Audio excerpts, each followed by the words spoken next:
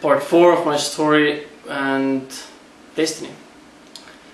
Okay, so in and off where Layla was gone for 3 months and I was here on the farm still participating in physical activities and doing stuff. Okay, so we were a bunch of guys that basically lived in a basement in the shade that we call the dungeon. Our dungeon was our first physical, actual, like a heavy duty project where we dug out the ground to a level where we can actually stand in, because it was like this low in the beginning, so you had to crawl in like this, and we dug it so that you can actually stand in it. And after doing that, it was already this much, like 50 centimeters below ground level, and the roof was already there, the walls was already there, and we basically dug it out. We threw a layer of cement very thick, and we built a wall on the inside to stop water from coming in. And we secured it inside with Angeline. So now, after doing all of this, we put in beds and stuff, and people would stay in there, and we call it a dungeon because it's very dark and very cold at night, but very hot during the day. And we all shared this room, about 5-6 guys at a time, sometimes only 3, depends on who was there, and where I decided to sleep at nights. I sleep in a lounge, then I would sleep in the second house, I would sleep outside on the stoop in summer. And so after doing this, I faced a point where I felt it required I need to go back home to face the point. So this was not much later, and Layla and them planned to come back in 8 days. So I announced that I will be leaving, and I will be gone for about 3 months. And I left. Okay, so I left. I went back home. I met my parents there and everyone, stayed with them. It was very weird because they all just wanted me back, and you know, how's it going? Come back, miss you. My mom was into the Jesus thing again, forcing Christianity on me all the time. And I just, in the end, said, okay, it's not what I expected. I expected it to be fun. I expected if I go back home that there's going to be friends who missed me, there's going to be parties going on, people's going to invite me to parties, I'm going to meet up with so many things again that I left behind when I came to the farm.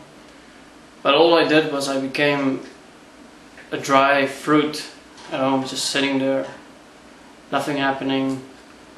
Your normal shit happened, you know, clubs was open, boring, same old shit. And I said, okay, fuck this.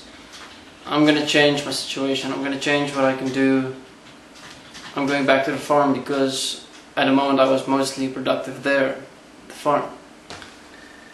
So after 7 days staying at my parents' house and discovering that everything that I believed I needed to face was just delusional and lies to myself and projections, nothing was real. So I went back to the farm and I didn't tell Layla I came back. I told LJ to keep it a secret. I want to make it a surprise for Layla, like yay, Gian is back. And Layla came back the next day, just after I arrived. She came back the next day. I was like, hey Layla, look, it's me. And I don't know, her face was not surprised as I expected it's gonna be, you know. It's like, hey, you weren't expecting me, look, it's a surprise.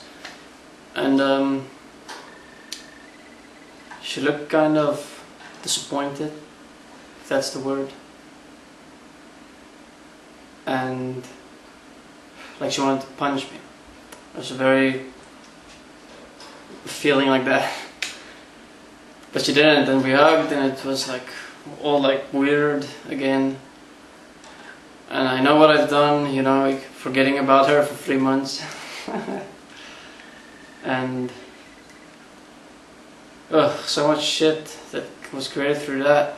And obviously now I'm back and she's back, and we can focus on what matters and what's best for all, and not, for instance, my own self-interest, such as system crap like parties and stuff. So I got to the real stuff, agreements, which is effective within its reality as to applying myself. Now this created a lot of crap within me, because now I felt I had to win Layla back. Like, I've abandoned her for 3 months, now I have to get her back to accept me, and you know, nothing should change. That was my idea of the agreement, you shouldn't change. But again, change happened. And this told me that nothing was real that I participated in before. So I have to look at myself, honestly, and make a change. Now within this, I've been in my process for a few months, but yet I did not understand that I had to stop my thoughts. I didn't know that. I only discovered I had to stop my thoughts like a year later in the process, because I didn't go to the Desteni forum, and I didn't read the material correctly. I didn't read it effectively. I just went, bang, I can understand this shit. And it would have made my whole process so much easier, just realizing when I started, oh, I have to stop my thoughts. I thought I have to correct myself with my thoughts, because I was still giving thoughts power. And that just made things worse. So obviously, in a small room, we were still there, and we finished the dungeon, and we started building on more rooms on the farm. This was my room and LJ's room, where Layla and Maite would have joined us in the rooms. So we were building our own houses with our own hands. It was pretty awesome. And Layla and them expected to have rooms when they come back, actually, to live in. But when they got back, we were far from done, and it was going to take a few more months. And in that time, shit happened where we had to focus on weeding the fields. That started, and we started working with other things, and we forgot about the rooms for a while, and then we started the rooms again, and then we finished the rooms, and we were also happy because we can move out of this little tiny space that me and Layla was sharing into a nice, decent room. This room was 6 by 3 meters. Well, that's what they're supposed to be, but they were actually 5.7 by 2.8, stuff like that. And so we moved in there, and other things was going on the farm, like we were gonna get people to come here and have a farm experience, a ranch experience, and stuff like that. We had a website up. We were gonna hire the rooms out, people to come and stay in. But that didn't work out, and we moved in. Okay, so now obviously people came, people went. People worked with us on the rooms.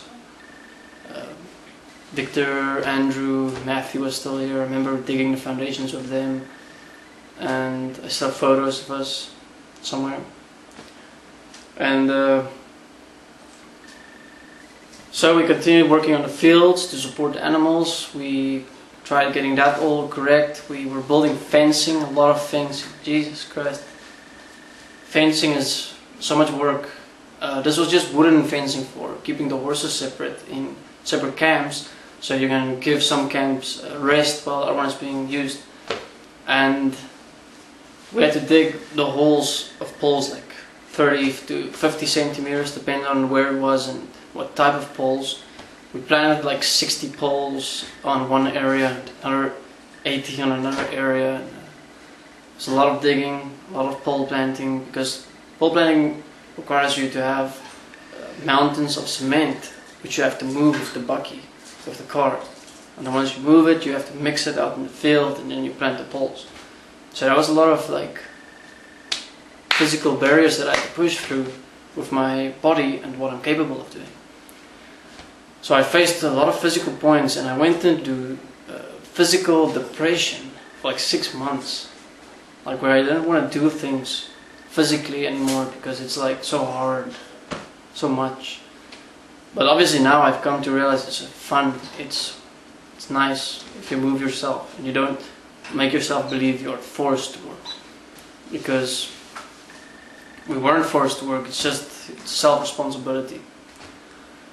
And we continued with the rooms, we finished the poles, not completely, some of it.